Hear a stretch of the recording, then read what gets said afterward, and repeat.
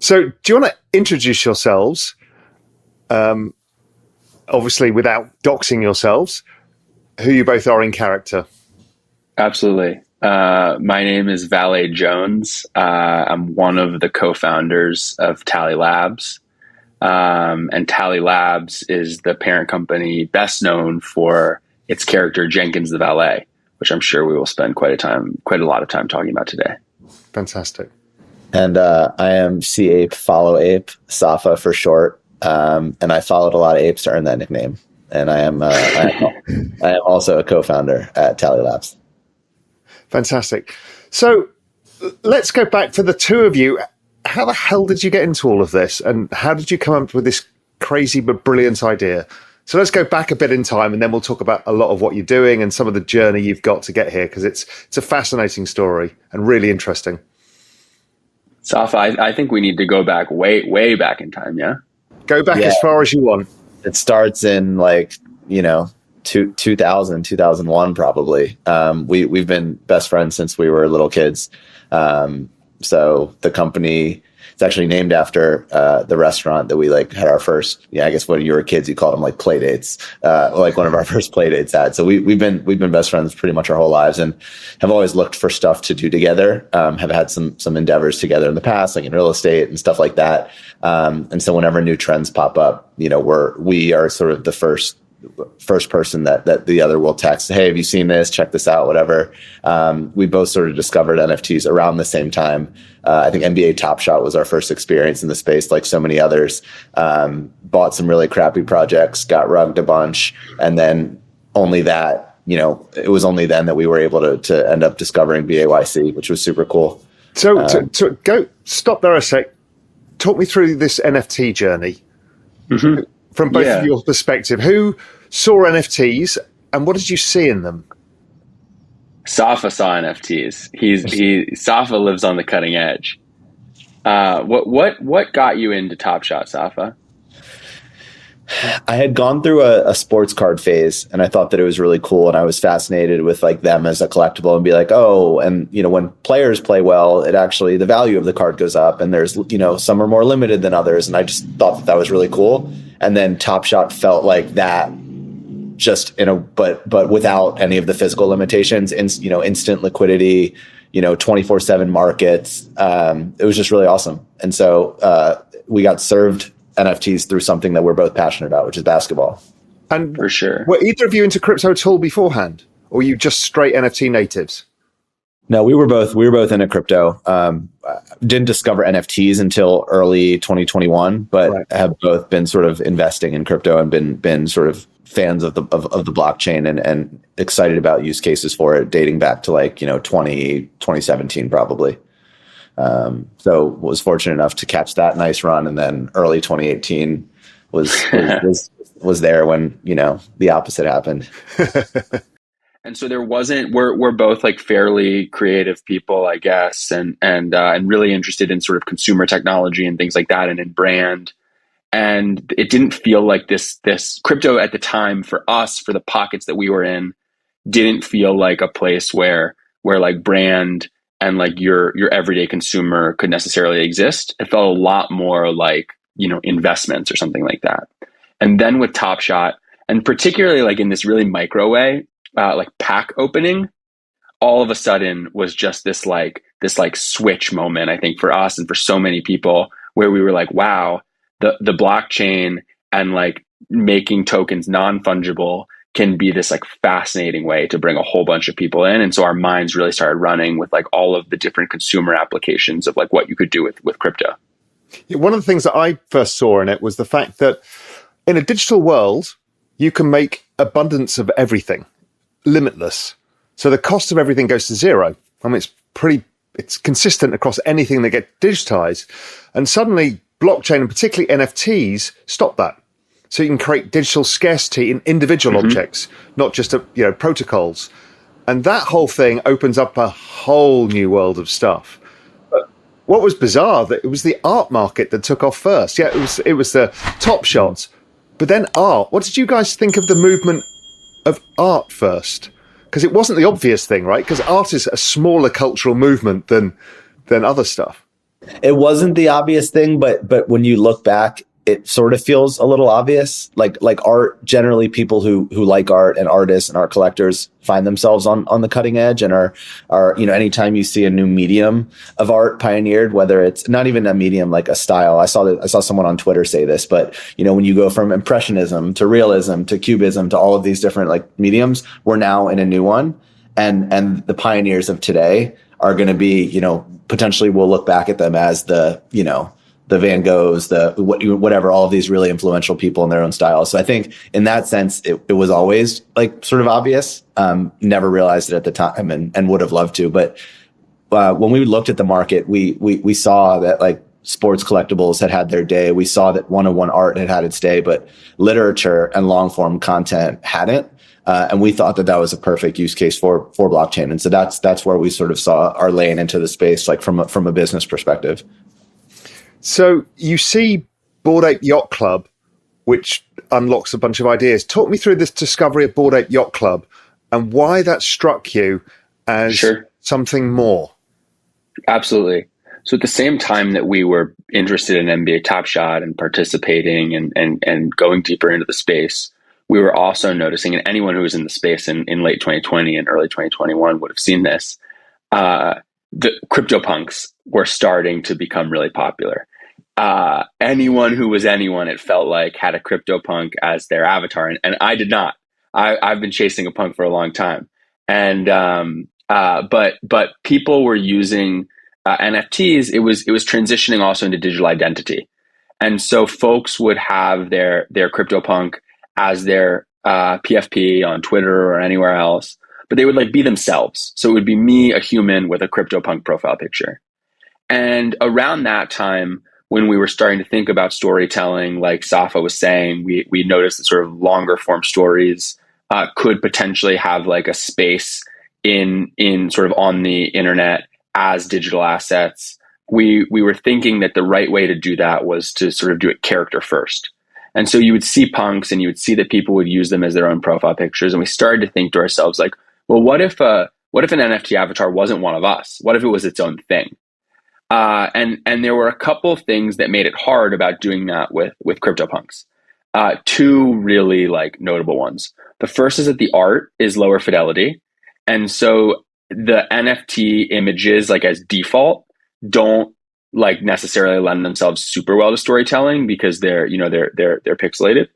And the second is that Larva Labs had this interesting sort of commercial rights situation where up to like some level, you could monetize your CryptoPunk, but above maybe $100,000 or something, you needed to enter like a new commercial agreement with Larva Labs. And so we weren't like thoughtful enough to say at that point in time, like, oh, that commercial rights agreement will limit our creativity or something like that. But it did very much feel like you were playing, like you were building somebody else's brand for them.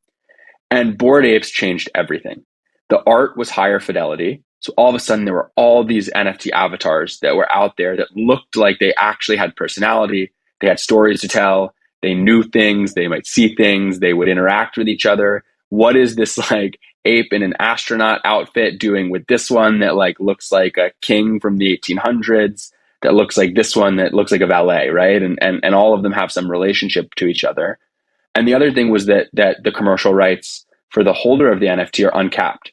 So anything that you can do, any creative idea that you have is entirely yours. If you own the NFT, you own the rights to that IP, and you can do what you want with it. And so those things came together, and Saf and I looked at each other and we said, this is the opportunity. If we were ever going to build a character who could ultimately be a storyteller, it would be with a Bored Ape, because at that point in time, it was really revolutionary what Yuga Labs had done. And it's really interesting because they built a community around it.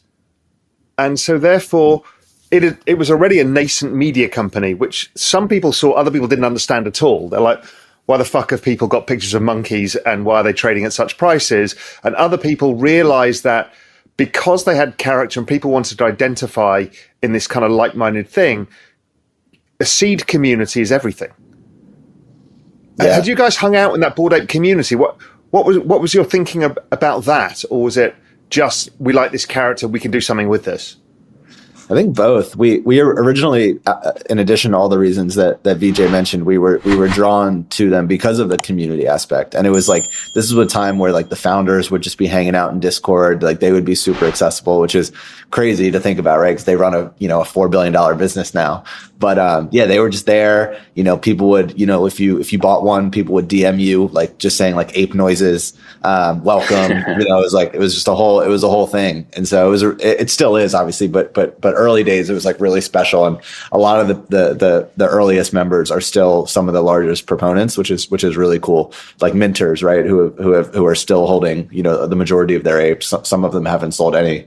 So the community aspect was awesome. And I think that it was sort of the first NFT that really doubled as like membership to a club. And I thought that was sort of equally as revolutionary. I say at the time, like the community, it's quite interesting, right? Because on community comes up in a number of different ways. On one hand, if you had an ape profile picture, hundreds of people would follow you right away. They would be in your DMs. They would be welcoming you. They would want to get to know you. There were folks who were posting where they lived. SAFA and I, in some of the earliest days, just randomly met a bunch of apes in Brooklyn because that's what apes were doing. It wasn't like a commercial meeting. It was just a meeting to like get to know each other because we were all part of the Bored Ape Yacht Club. But on sort of the other end of the spectrum, people were creating things. And that's why we posted the first story as Jenkins, was not because, we'd been talking about this idea for a long time, but it was encouraged by the fact that there were dozens of other ape holders who were doing their own creative things. So it felt like an invitation for you to contribute back to the community in like any way that you thought of. Why did you choose Jenkins? What was the idea? You see that because you got to buy an ape here. Sure. And the two of you got this crazy idea. You want to turn a character into something much bigger, long form storytelling. Uh-huh. Why Jenkins? Why not somebody else? A fantastic question. Ape 1798 looks more like a valet than pretty much any ape I've ever seen looks like something else. And every ape is special. Every ape has a story to tell. Why does one ape have a baby's bonnet on and a kazoo in its mouth that he's probably been partying like way too long or something? But when we saw Ape 1798, we looked at him and almost immediately it just like screamed like valet, secret keeper, person who works the door, all of those things. And so for a couple people who are interested in storytelling and building a character, he stood out to us, Ape 1798, as one that you could do that with. I just think the idea of the valet being the conduit for storytelling is genius, right? Because the valet is like the concierge. They're all seeing, they know everything, they get all of the secrets. And that little unlock creates almost everything. It really, really great idea. That's what it was. And at first it was like, we're going to stop practicing discretion and share everything that we've seen at the Bored Ape Yacht Club. And that combined with this was happening at a time where the BAYC was just reaching like really peak sort of notoriety within the NFT space. The demand for a secret keeper and storyteller from that community rose. And we were just really fortunate to like fill that void. And once you start now developing this idea and launch Jenkins, do you start reaching out to other people who are doing storytelling? Because, I met, for example, Timberland and what they're doing with Ape in Productions. And I'm like, well, here's something interesting because here's the storytellers and here's a bunch of apes doing something you can tell a story about. Have you started kind of thinking, okay, what's the broader, wider narrative here that you can go through? Yeah. So back in May of 2021, when we told the first story, the Jenkins like origin story was very much an invitation for other people to reach out to us. So the idea is that Jenkins has this job. He's the head valet at the club. It's a really big deal that he got it. Like it mattered a lot that he has the opportunity to serve in this role. And so because of that, he's trustworthy. He doesn't want to lose his job. He practices his discretion and he basically does anything that any patron needs. So he sneaks non-members into the clubs through laundry carts. He holds private keys. He may or may not have like done a hit or two, depending on some drama that's going on. And because demand for the Bored Ape Yacht Club back in May of 2021 is starting to grow, Jenkins now has offers in his private messages to like write his tell-all, right? Someone wants to basically buy his secrets. And so the way that story ends is very much like an invitation for other people to help collaborate on like what are the secrets that Jenkins knows. And that invitation is the same exact thing that we're doing today in Tally Labs and in the writer's room and sort of all of the products that we're building. It's just grown from one character on Twitter to sort of like a bit more of like an ecosystem that we are trying to build. But after that first story, we just posted a form. And the form basically said, if you are an ape holder, odds are you've worked with Jenkins. Write in and tell us in a sentence or two about who your ape is and what they did with Jenkins. And we will turn around and we'll write like a story for you and we'll build IP around your character. And it blew us away how many apes wrote in and filled out this form. And as time went on, hundreds wrote in and gave us like this really fascinating creative. Like they're robots sent back from the future. They are bankers who, have bought every crypto dip and like everything in between, heads of the mafia, Russian spies. Like it was really unbelievable. And that showed us that whether you are, creative with your day job, or you're just like a person who bought an ape who has some idea about what they can be, there are really interesting ways to contribute to like content and storytelling and all of those types of things. Yeah, I mean, it's incredible to crowdsource characterization. It kind of saves you a lot of a job because you're given characterization from the ape holders and you can then pick and choose from that to think, how can I weave this in certain ways? So let's talk about Jenkins and Valet, that whole project, where you are now, what's going on, where you're going, and then the Tally Labs, in the broader context. Yeah. We're laser focused on getting this book out for our community, which we're super excited about. Talk to people about the book as well, because some people won't be aware of it, and I think this is great too. For sure. We feel, and we hope, and our goal is for it to be sort of one of the first longer form content projects that originates in the NFT space that eventually can really transcend it and become something that's widely consumed. We put in, a New York Times bestseller in Neil Strauss to write it, which, was like the first step that we felt we really needed to take in order to give it the best chance to succeed. And then we've stacked some like other amazing collaborators around him. And so that book itself is going to be an amazing piece of art that has been created by an artist named MBSJQ, who's a top 20 grossing artist on Super Rare. The art itself will rotate as a custom beat created by Murda Beats, who's a Grammy-nominated producer, he's worked with Drake, Nicki Minaj, Future, Travis Scott, like some amazing folks. And so we have a creative house based out of Hiroshima, Japan, who's doing a Where's Jenkins, which is like our version of Where's Waldo, and it's like incredibly intricate. And so there's all these awesome collaborators involved. The plot was entirely voted on by the community. You sort of mentioned it prior, but the characters are all owned by members of the community. So in a lot of ways, it's like a really special and premium sort of like work that I think the whole NFT space will be able to rally behind and represent. And so our thought has always been, if you make content with your community rather than make something and then sell it to them, you never have to wonder if they're going to like it because they're involved from the beginning. And so we feel that it's created like just a much more organic connection between us and the community. So that book is coming out shortly. We're going to probably be releasing a date here in the next couple weeks. What you can do with that book is really sort of where the business goes from here. So we have a number of other properties that are coming out. Jenkins Audio Experience really positions Jenkins as the storyteller of the metaverse and allows us to move sort of horizontally between it. And so that is a partnership with a group called Salt Audio, who's an award-winning fiction podcast company, really, really high production. Like we call them essentially TV shows without visuals. And so each episode is going to feature Jenkins visiting another community, learning what makes it special, all through like a really exciting plot that we're pumped about. And again, the characters that appear in that will be owned by the community and licensed to us as well. So that's super exciting. And then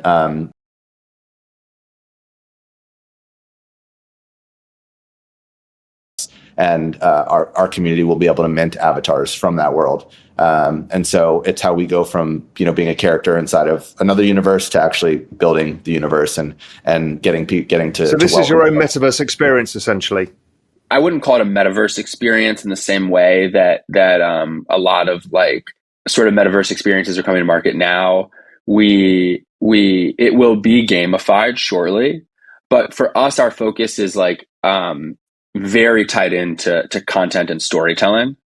And yes, like amazing games and video games and things like that are stories, but we're very focused on sort of like passive media, books, movies, podcasts, things like that.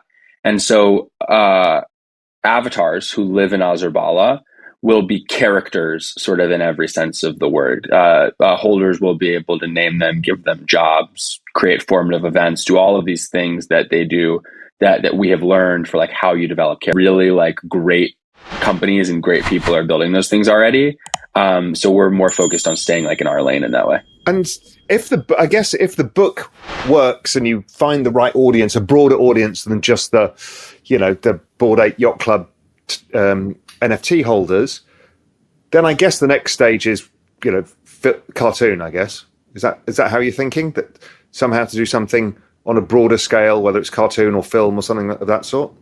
Yeah, I would say that's the goal for sure. There's some other fun ways that I think we could leverage the IP. One of the benefits of being signed to a major talent agency, which we sort of glossed over, but we signed to CAA back in. You glossed September. Over. It's a big thing. Yeah. So well done. August. And it was cool. At the time, I don't know that any projects, let alone characters, had really signed to agencies. But I just want to hear that story as well. How the hell did you convince them that a bunch of monkey JPEGs are IP for CAA to represent? Yeah, we actually didn't have to do a ton of convincing, which was awesome to their credit. Like they really saw, I think, the potential and not just what we're doing, but the space in general, and then had sort of a task force like formed around it. And so we got connected to them through a mutual friend of ours, just for like a bit of a narrower scope, which was, hey, help us lock in an author and help us negotiate these deals, because we've never put out collaboration agreements to authors before. And so our original relationship was with the books department. And then from there, our team has grown to, brand partnerships, podcast, animation, film and TV, et cetera. So we have an awesome group of people that are working on this. But one of the benefits to that is we have a lot of data and we understand what makes a book a bestseller from a metric standpoint. We're going to bring this book to market as an NFT first. And so we won't be able to qualify through at least at first, like New York Times bestseller approved channels like a Barnes & Noble or an Amazon. But our goal is to take a really successful NFT sale and then parlay that into something in the traditional publishing world by being able to essentially say, look what these guys did with a book or with an NFT. Let's bring this to market in a much bigger way. And is there a way of, because it's going to be released digitally and not on traditional platforms, is there a way of getting informational value from how people interact with the book? You can kind of tell what they read, what they don't read, what they like, what they don't like, to give you some granularity that most people don't get. 100%, yes. There are a ton of things that you can do when a book comes to market as an NFT. We are building our own Web3 e-reader.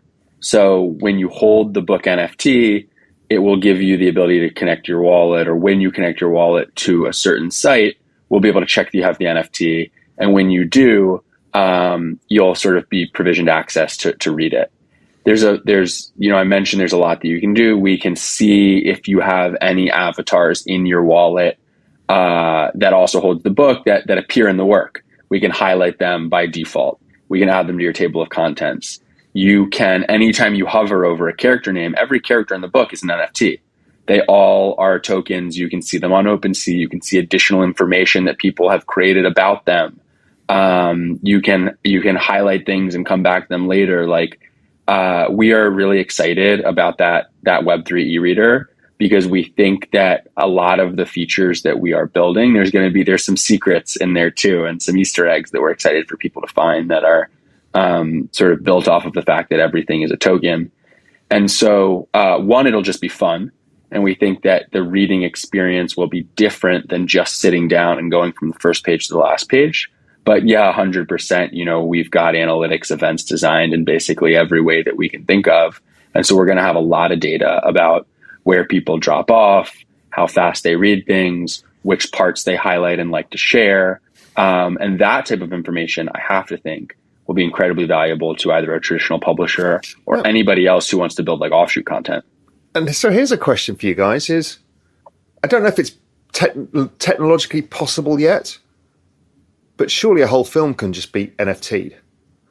So as opposed to, it's essentially replaces Apple Plus, Apple TV Plus or whatever, because, you're an NFT holder, you buy it, and you own that NFT, you can then sell it on, etc.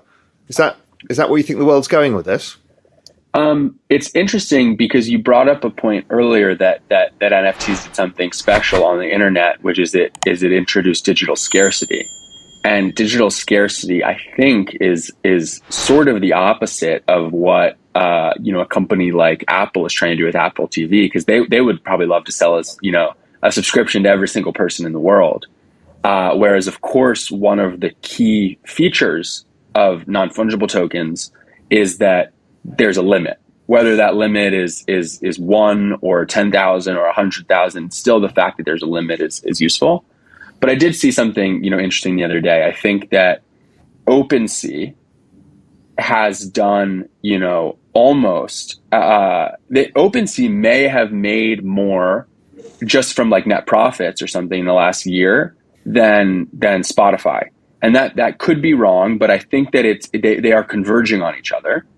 And so you have to ask yourself, and yet, the creator is making a significant royalty every time one of these things is traded. So you have to ask yourself, like, when will every creator turn to NFTs as an opportunity to monetize?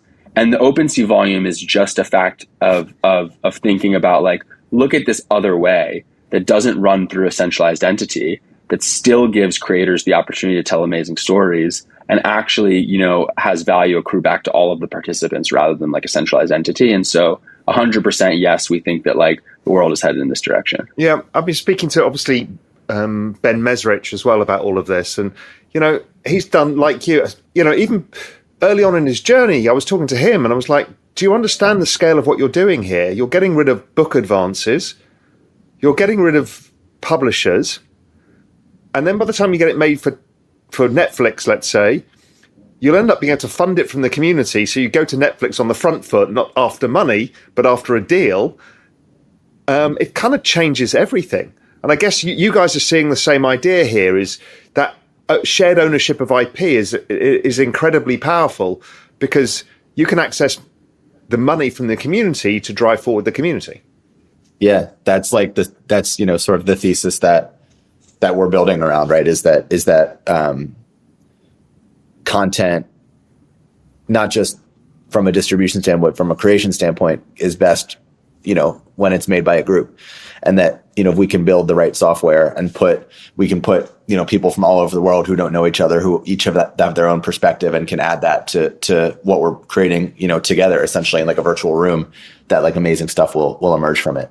And sort of like we said earlier, when you involve them from that step, the level of passion and engagement and excitement that they have for the end product is just so much different than if they're just sitting on their couch watching it and, Apple sold it to them or something. So let's talk a bit about your NFT community, because obviously you built this from NFTs from the ground up. So talk a bit about that ecosystem, and then we'll talk a bit about your community as well. Yeah, at the moment, and this has been pretty intentional on our end. We talked about it in a town hall the other night. The only NFTs that we have on the market are writer's room NFTs. So there's 6,942 of them. The NFT space is growing fast, but I think there's been instances of projects who have outpaced the demand, like with their supply. So we've kept the community intentionally small up until now, but we're looking forward to welcoming new folks in organically. And so the first way that will happen is through this book drop. These books are going to be part of our ecosystem, much like the Writers Room NFTs. Existing holders will get to claim for free, as well as purchase another one on the whitelist if they so choose. We're also going to be welcoming a bunch of new folks in. And then from there, sort of organically and with a story-minded approach, the community and the portfolio of IP that's out in the market will expand, right? So in 3 to 4 months, we won't just have writers room NFTs. We'll have writers room NFTs, books, mint passes. Which VJ, we know we've released what they're called, right? I'm not dropping the alpha. Okay, Aza Roots. Very good. I always forget what we've said in public and what we haven't. But Aza Roots, Azurians, yeah, the Azer root. Azurians and all of Azerbala, it's there's a scarce resource and it's called Marrow. Everything runs on Marrow. I mean, a lot of people will think you guys are fucking mad, because why would people want to do that? But I don't know if either of you have been to Marrakesh, but you go to the main marketplace, the Jamal Fanar in Marrakesh, and the storytellers are there, and they've been there for 2,000 years, and every night they tell stories. And the history of mankind is storytelling. That's why books and movies and television are such a powerful part of culture, because they're almost at the very core essence of what humans are. So, if you step back and say, why do people care about Harry Potter movies or Disney? Why do adults care about cartoons? It just is. And it's wired in. Absolutely. Yeah. And NFTs give you an opportunity to scale. Anybody can participate. We call our software, where people collaborate, the writer's room, on purpose, because writer's rooms are hard to break into. And right now, the way, traditional, like, mainstream storytelling works is a handful of people are sort of anointed to having the opportunity to tell these stories. And what we're aiming to do is to give anybody the opportunity to participate. But talk me through that, because that sounds like an absolute nightmare of having 6,000 people all with an opinion of what you should be doing. Talk me through that experience of running that community and trying to get the ideas out of the writer's room, but filtering it down to what's necessary. How does it all work? There's one thing that we learned, which I don't know if we knew going in, was that there would be sort of an explicit impacting of the story from the writers, and then there would be like an implicit impacting of the story. And what we mean by that is the most explicit sort of way to impact is that votes are surfaced in the portal. We work directly with the community who submits proposals, as well as we work directly with the author. Is this on Discord, or have you built your own portal? We built our own portal. I think our thought was that trying to do this on Discord would make for a really poor experience. There'd just be a lot of voices. So we use Discord to speak like anecdotally with the community, and they can submit suggestions and we can talk about them. But the way things get inked into the story is through this platform. And so we work with the community to submit proposals. We work with the author if there's things that they typically ask of their subjects. In the case of Neil, who's like a memoirist, there was a ton of questions that he was able to ask in the portal.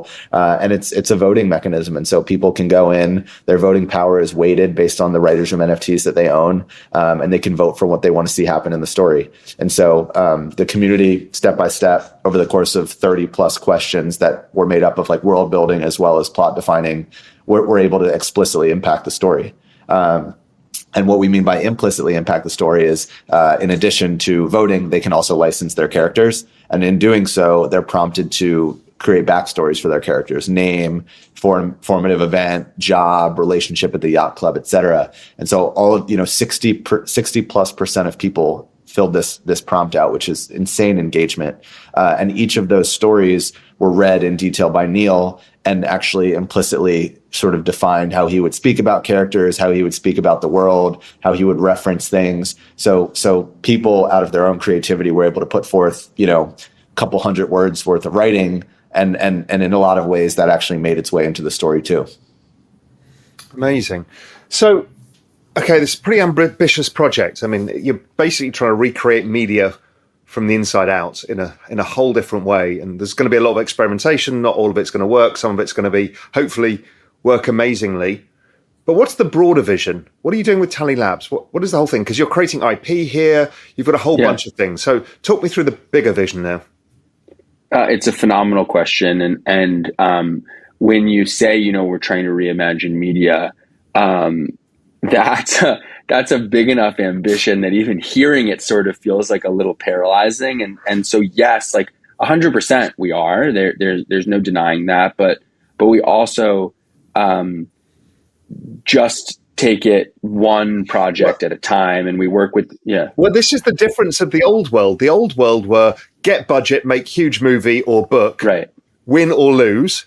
But this, you do the opposite. You actually can iterate, test something. You don't have to go big or go home. You can just keep going. Exactly. Yeah. And something that we say that we feel really passionately about is that we have the opportunity to iterate on content the same way we iterate on software. And so, the most amazing software products of the last 20 years have been built by shipping something small that solves a really particular use case, seeing how people use it, learning what works, learning what doesn't work, and making the next improvement. And we did that when we posted the first story as Jenkins on Twitter. We saw what was working, what wasn't, and then we kept sort of going in the direction. And the truth is, and we're super pumped about Bored and Dangerous, it is our most important piece of content that we have obviously made to date. But it's just round one, and there's a ton that isn't going to work. And we're really lucky to be supported by a community that I think believes that this is just round one, and that for as awesome as the book is going to be, there's going to be 10 times as many learnings for what to make, for the next thing and the next thing and the next thing. And so ultimately, our ambition, I think, is like twofold. We want to make like world-class content. We want to make stuff that exists, at the highest level, so that people can see that a group of folks from all around the world could come together to set the creative direction for stories that are like award-winning and that are well-known and that can transcend crypto and Web3 and just be like pieces of IP that anybody knows.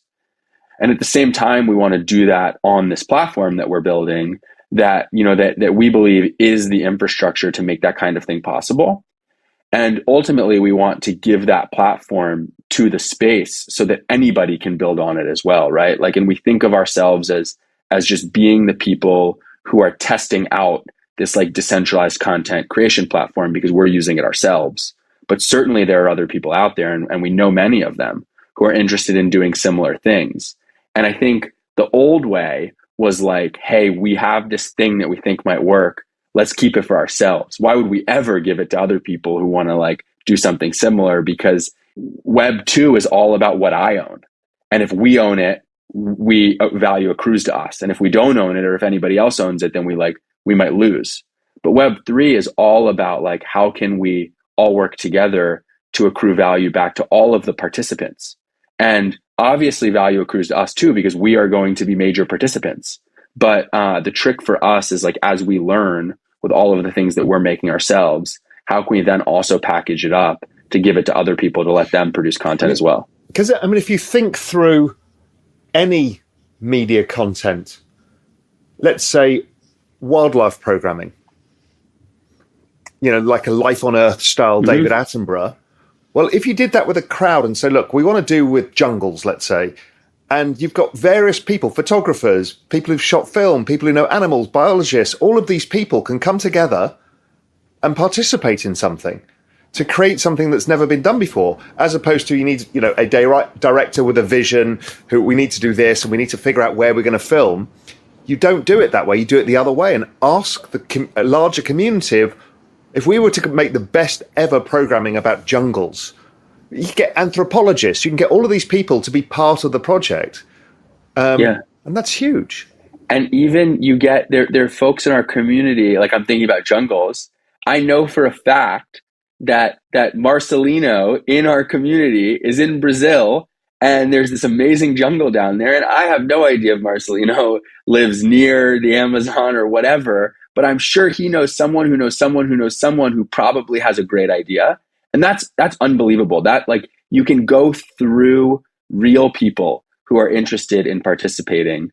And that makes it like a whole lot more fun. Yeah, but even documentaries, let's say some good or bad event happened. Okay, whatever it may be. Let's use randomly, I don't know why I thought about it, the volcano in Montserrat when half the island had to leave. Now, if you actually crowdsource the storytelling, you get the magic that's really hard to get, which is all these perspectives. What it meant for that family and that guy and that restaurant owner and that taxi driver and, all of that stuff, because they participate. So, of course, they're actively encouraged to do so. And then spread the word when it's made. Yeah, that part can't be understated as well. Like, in addition to having collaborators, like when we drop work, we have co-marketers. We have thousands of people who are excited to share this with their network because they feel pride in it because of their involvement, and it's really, really cool. Yeah, it's just the whole thing is the unlock that's coming. Most people don't see it yet. They kind of think it's small scale. I'm not even sure whether stuff like the other side works because not that many people want to be in gaming. I mean, I'm not particularly a gamer, but I love storytelling, and so does everybody. So I just think what you guys are doing is really interesting, and how you're approaching it of developing IP, thinking it as software as well, is a super interesting way of going about it, because you're just adding value on top of value, which I think is really powerful. And if you can then allow other people to use it, it's a really big thing. Yeah, thank you. For us, it's about our community. I mean, the first Jenkins story was an invitation to the broader Web3 community to have an opportunity to tell stories about their characters. And all of the things that we're building today are just that same invitation for anybody who wants to participate to help. And in the ways that we learn how they want to participate, we think of new ideas for software that we should build. And so it's a dream to get to work with so many people in such a diverse group, because dozens of ideas come up every day. And to be sort of like today, to be like stewards of those ideas, and then ultimately to like give it all back and let anybody sort of build on it, I think is something that we feel could be like just a massive like honor and a really important thing to work on for our careers. Out of interest, of your NFT holders, how many of them are Bored Ape holders? Not many. Yeah, really? we should pull that data. But when we first started, it was our following was largely Bored Ape holders, and since then it's become the opposite, because people view it as a much more cost effective entry into sort of like a BAYC adjacent kind of ecosystem. And so we, around like the book, if a Writer's Room holder owned a Bored Ape, they could just license it. But if they owned a Writer's Room NFT but not a Bored Ape, they could go. We essentially built a flow where they could partner up with a Bored Ape holder and partner on the license. And VJ, I think those were the majority of the licensing partnerships were sort of between two folks. It sounds like there's an obvious opportunity. I know somebody's doing it already, but an obvious adjacent opportunity. What you guys are doing are becoming the CAA of the NFT world. Yeah, totally. And I don't, some folks have written about the Writer's Room and they have called us a talent agency. We don't think of ourselves that way, but one thing that we absolutely hang our hats on is that in our software platform, you can license your IP to creative works, and you can license your IP to other individuals. Both of those are legal documents that we've worked on with IP Council and with Entertainment Council, and it is embedded into our software platform. So with just a few clicks, you can connect your wallet, show what avatars you have, and then get them licensed to like our work. And in that way, it's not the talent representation side of things, but it is the like connecting really interesting characters to really interesting stories. And we think that there's no reason, we are not planning on stopping that at any time.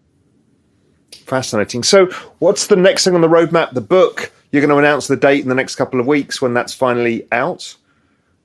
Anything else on the near-term roadmap that people should be expecting?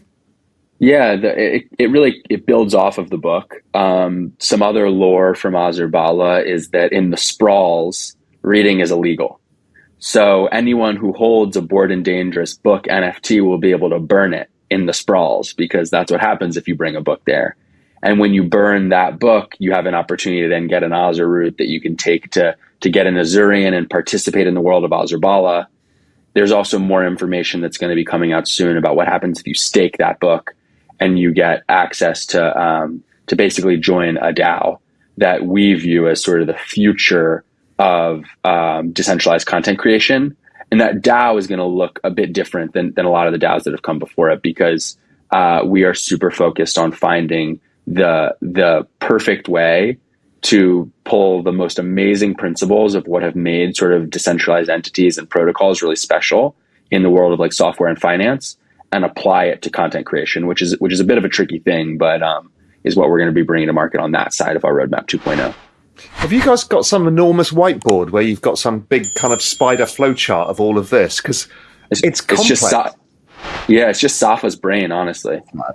That's not true. Are you the guy who figures this all out, Safa? This whole kind of flow? Not at all. It's all of us. We have a lot of Google Docs floating around. We had an incredible team offsite where we flew the whole team down to Miami and we whiteboarded out all of this, and everyone just left like really aligned and excited. And you make a good point though. One thing that we want to do a better job of is effectively communicating all of these things that we have going on, because there's quite a bit, and we've seen projects fall into that trap. And so we want to make it complex and for a certain level of consumer, but also digestible. Yeah. And, it was a bit of a rabbit hole for me just seeing you guys on Twitter and then trying to figure out what the hell you're up to, and then chatting to you and realizing, oh my God, this is a really serious, fascinating project. And it's amazing. Look, I wish you all the best with this. It's really super interesting. Thank you. And I think you're onto something really big. Appreciate that. We have some Raoul fans in the Discord who I think when we tweeted at each other a couple months back, I think you had like tweeted something sort of complimentary, and we had a bunch of people in our Discord saying, "Oh my gosh, check this out!" Like posting the link and stuff. So I know that our community. I think I'm going to buy one of the NFTs. I can't see how I can't, because I'm completely aligned with what you guys are doing. So I need to be in it. And pop in the Discord for sure. But I think a lot of our members will be really excited that we came on and that they get to hear us talk. So thank you for having us. This is awesome. Not at all. And be sure to check in. And we're going to figure out some other ways we can work together as well, because storytelling works across everywhere. Totally. I know Jenkins has been dying to come talk to you as well. So we might have to get a conversation with the character too. Yeah, I need to talk to Jenkins. I need to find out what's in his head, some of the secrets he knows. For sure. All right, guys, take care. Bye.